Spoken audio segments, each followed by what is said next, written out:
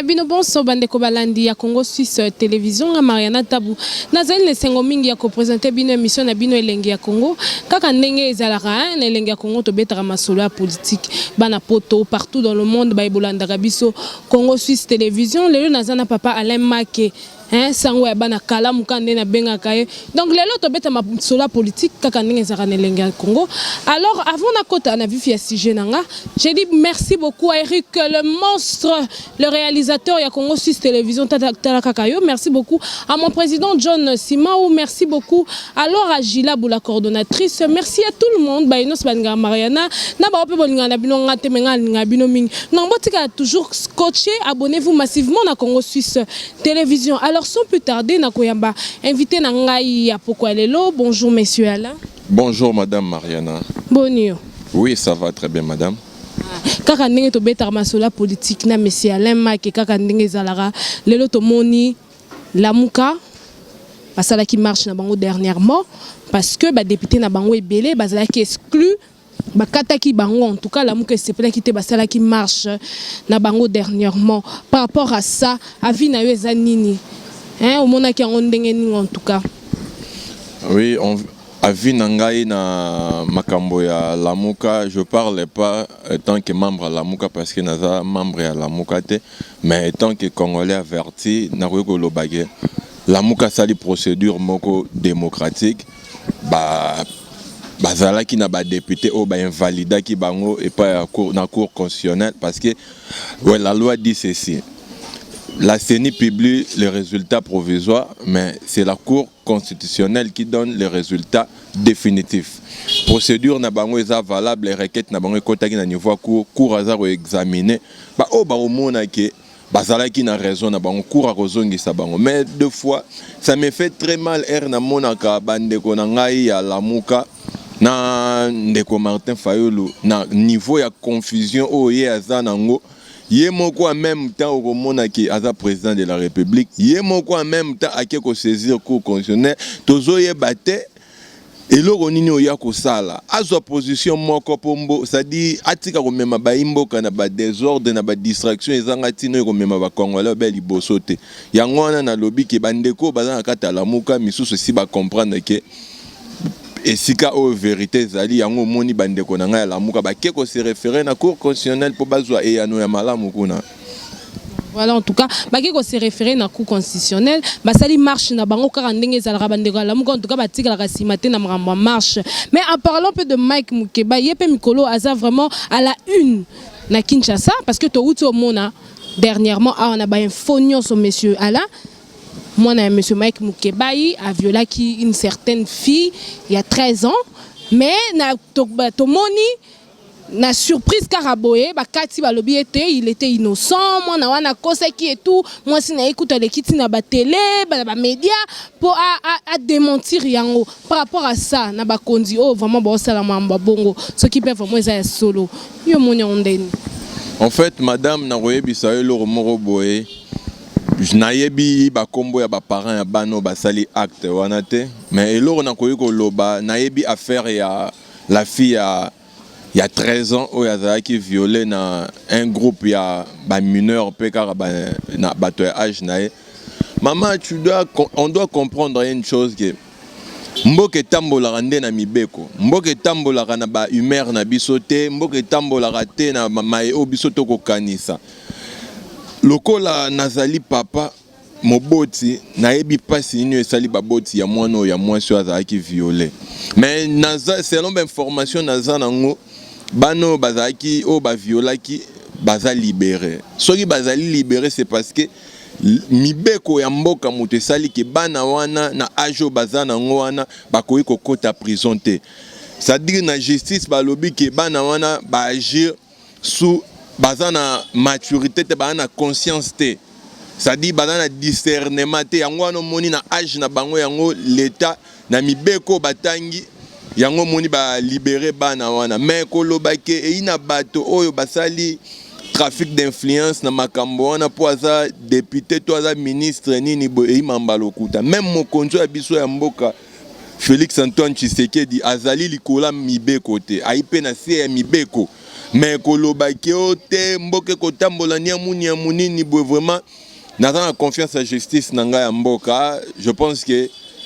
à trancher les Cambouana na kimia nyonso, mais étant parent d'une manière sociologique tous les africains ils a pas si mingi komona mwana ya mwasi abungisi mosekana et sali biso pas si mais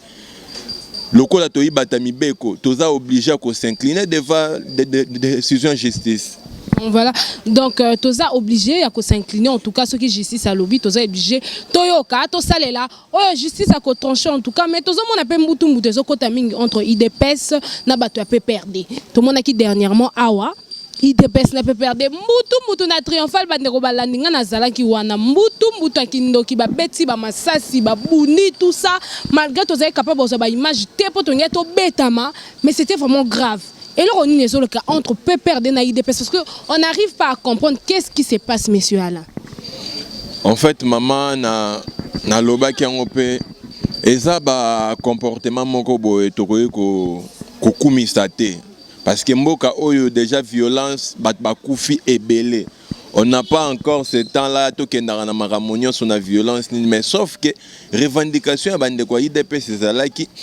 comment l'Assemblée nationale va siéger pour débattre sur ordonnance ya chef de l'État. Chef de l'État est redevable dans l'Assemblée nationale. Il y a un moni bande quoi IDPS basala qui marche na bango pacifique ba keti dans l'Assemblée nationale pour ba déposer mémo na bango ba réclamer ba droit na bango. Mais ça qui procédure moko normal. Mais oh ya mabeza ali ya motuya ya bande ko na biso ya camp adverse bande ko na biso ya PPRD bande ko na biso ya PPRD oyo to moni to ezalaki nde ba délinquant bango bazwaki to moni ba shege na milangi nyonso nini vraiment tozalaki d'accord na maiwana nyonso te lelo bandeko bako bima bakende koya koloba pona makambo PPRD na komona bango bayimboka wana bako comprendre makambo te régime na bango ezui bana mboka mibu ebele. Mais lelo na koyebisa yo basali loko moko te pour na peuple congolais. Allez, le peuple quinois a souffert beaucoup de temps. To komi na temps ko bongisa mboka akobima ko kende ko sala ba désordre ya buzoba côté wana e makambo moko ya malamu. Parti politique abaninga. Et puis wana za makambo malamu to biso to ko soutenir yango te tozo senga na bato ya FCC biso toza na cash. Ça dit biso na bango toza na kati ya coalition toza na ngo pona intérêt ezali mokonzi mboka lobaki intérêt ya coalition o ezali peuple congolais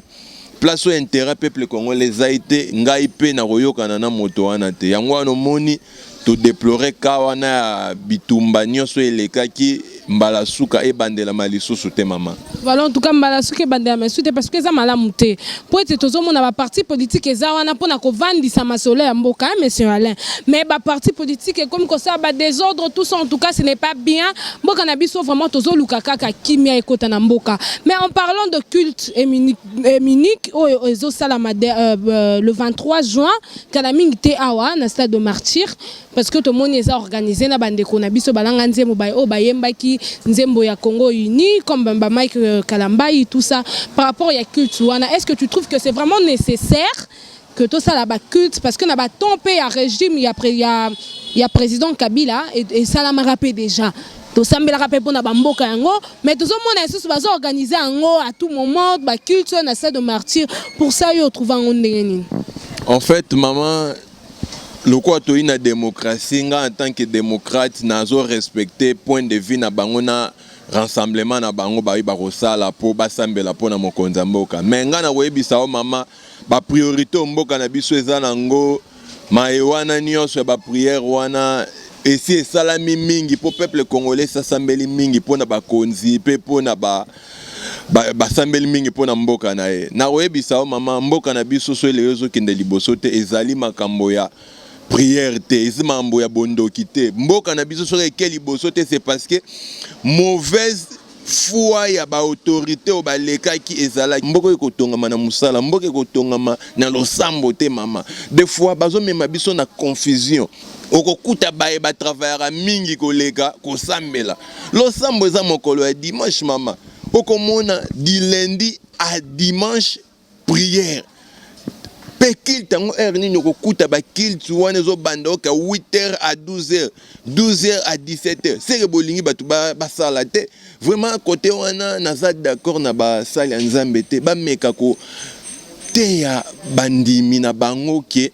toza na temps ya koprier pe mais temps oyo faut tonga mboka eza temps ya mosala parce que mosala nde mutu ekosala ke mboka na biso ke liboso nakoyebiso eloko moko bo une fois nakutana na mosala ya nzambe moko monene ya kati ya mboka oyo natunie na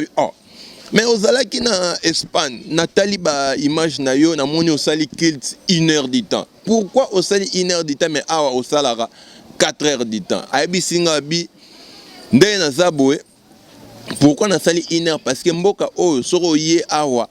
osali koleka 1 heure 2 heures bato bakobima kotikala yo moko natuni ye sikoyo na bongo pourquoi pas te ke osalaka yango mpe na Congo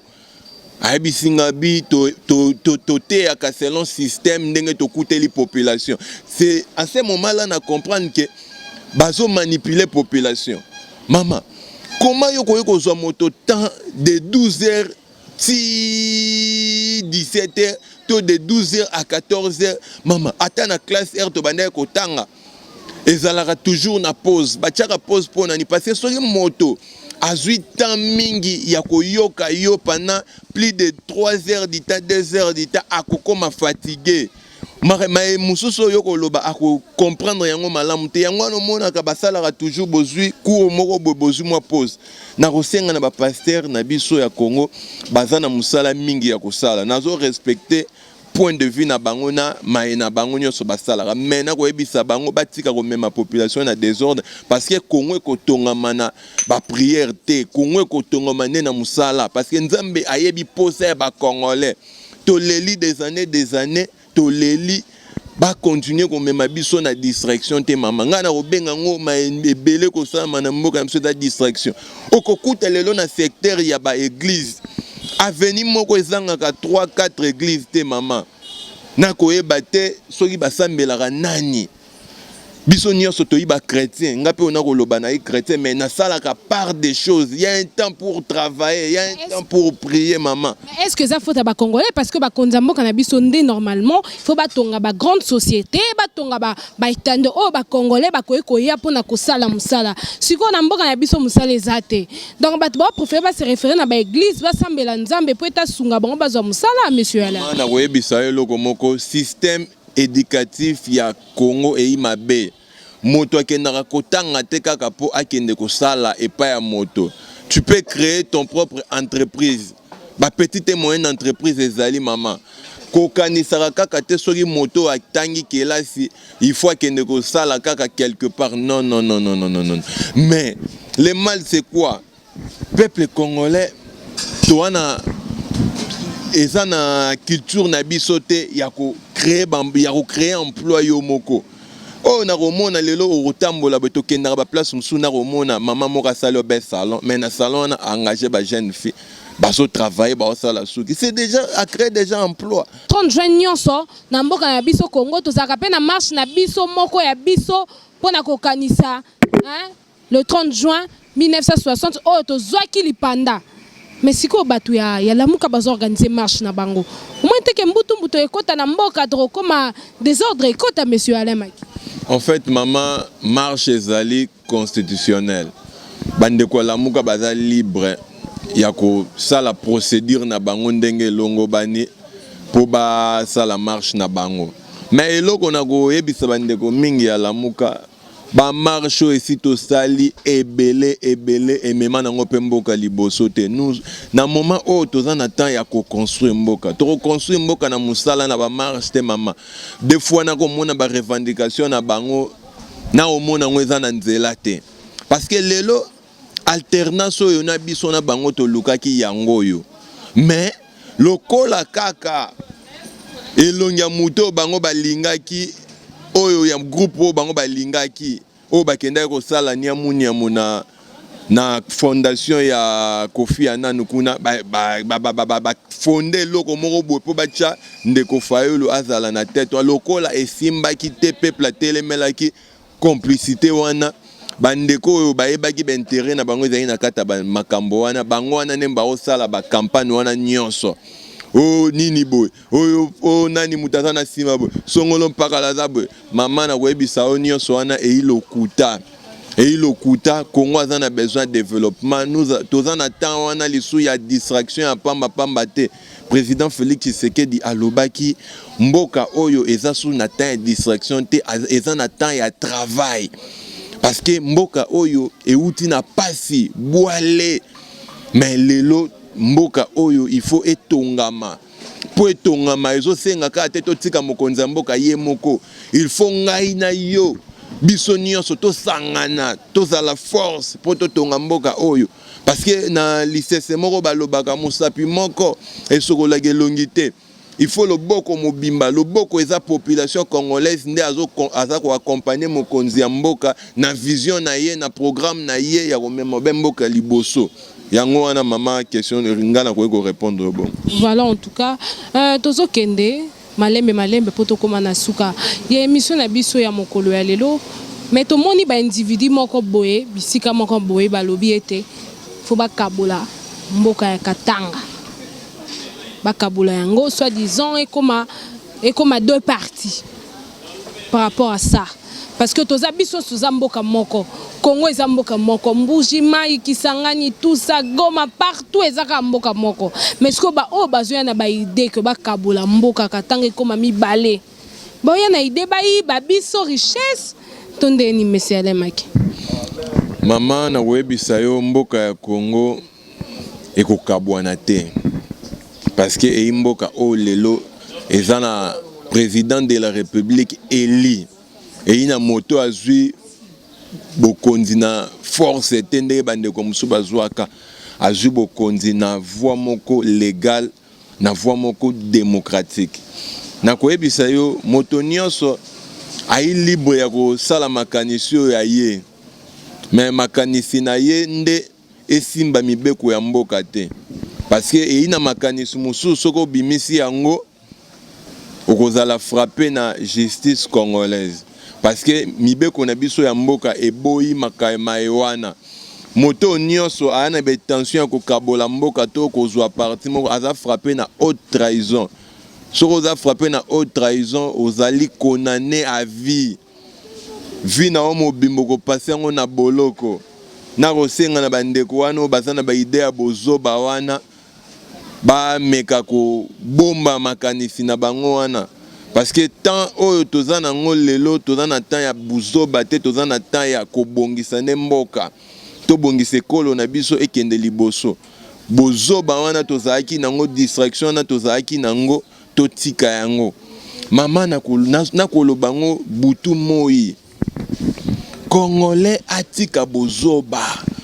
totika distraction bayela o eloko te omoni kuna nani boza na sima songolo pakala non le président de la République avait bien dit soki to sangani biso nyonso bana mboka nde yangwane osala force na biso bapaya bakopesa biso lokumu mais bazokuta biso na kati ya division na bokabwani ya bozoba nde place bakozwa pouvoir na koyebisa eloko moko bwe mama pona nation française na biso même aux à gauche même aux à droite ba telema ko bebo moko okomona ba tenter salama wana okotuna te ke koto oza na gauche to za na droite mais pas na biso okomona kuna na okomona na est bato bakufi charge ngo nyonso ba omoni mokonza mboka omoni nini bo non c'est pas ça on doit essayer ya ko koma sérieux nyonso totikela mokonza mboka te biso nyonso photos zala ensemble comme un seul homme mais c'est Alemaki en tout cas tozonga na une question on a tunaki pour na culte éminique au ezosala le 23 juin dernièrement na mikolo uti koleka j'étais avec le prophète Benjamin Kawanga ayebisinga alobi était culte wana eza culte satanique. Les cultes sataniques, pour être le frère Mike Kalambai, c'est un sataniste. Notre président Félix Tshisekedi, c'est un sataniste. Donc, il y a des gens qui Satan. Nous sommes lobaki. Pour na réponse ni auprès sa prophète Benjamin Kawanga ndazolanda biso. Maman na koyebisa yo e ina baimboka o bako réfléchir na benga ngo na bozoba nyonso mama. kolobake ngai kote wana makambo sataniste oni nga nayebi mai wana te nga nayebi ke bai basali ya Nzambe nayebi ke ndeko Mike Kalambai aza mosali ya Nzambe nayebi ke président de la République na biso azali chrétien église na yebani eza ya kobomba mate ezali na Philadelphie nazoyeba te ndeko wana otangeli nga kombo na ye wana ndenge a réfléchisaka mama kobonga ya mboka na biso nango na eloko moko ya diabulu te mama wana confusion bako mema baimboka na moto mama ezalaki ben mauvaise foi ya politique ya bakonzi oyo balekaki mais politique pe kotisi satanisme pardon et le bas prophète Benjamin Kawa mama nakoyebisa eloko moko boya okokende na mikili mwa poto na baimboka na bandeko oyo ya mikili ya poto lelo bakokamba bapays wana Europe esi eyebanaki yazalaka na ye azalaka ne franc-maçon oyo azalaka ne boye oyo azalaka nini mama mais okomona bamboka na bango se développer mama na koyebisa yo wana eza bozoba bazolinga bakotisa biso yo sepeli nango ke un président mboka na biso azane sataniste nakoki kosepela na eloko wana te parce que nayi mpe na bapreuve na yango te mais sauf ki nga nayebi ce sont des chrétiens mais eza bozoba mama nazoyeba te kobonga ya Congo na maewana ya zoloba ya satanisme nazoyeba te ça n'a rien à voir mama nazoyeba te lelo na koyebisa yo mama okokende na bapays lokola ba France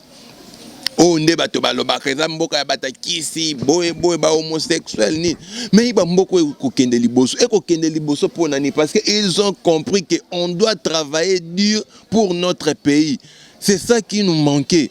mama des fois buzoba oyo bandeko musuba ko chabiso na koyoka ndeko wana mais nyonso ya koloba ako commettre infraction moko o to benyango infraction grave ya ko benga moto ai sataniste ao moto aza moto boyo aza boyo ko sala ba injure mama na webisa yo na lobaki yango encore une fois ndeko wana déjà to déposer la plainte na ye il faut à répondre na maenyoso ye alobaka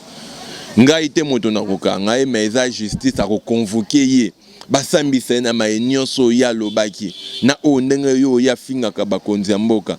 Sur ce point là j'aime pas mettre trop de commentaires parce que mai o eza na kata justice ya ramai o ngana ko commenter yango mingi te mokolo justice akozwaye et romona ngana roya awe pa na bino na ko relater bino ce qui s'est passé maman. Voilà, en tout cas, merci. Monsieur Alain Maketo, comme nous avons émission na biso ya lelo, moi lilo ba suka mot de la fin pour na ba o nos balanda que na Congo Suisse télévision na elengi ya Congo, moi mot de la fin, moi encouragement pour na ba combattant o nyonso ba bundaka bitumba pour na mboka na biso Congo kende liboso kaka ndenge za rapport mboka na biso eza ya biso to botami na Congo nzamba ndima ayebi pourquoi.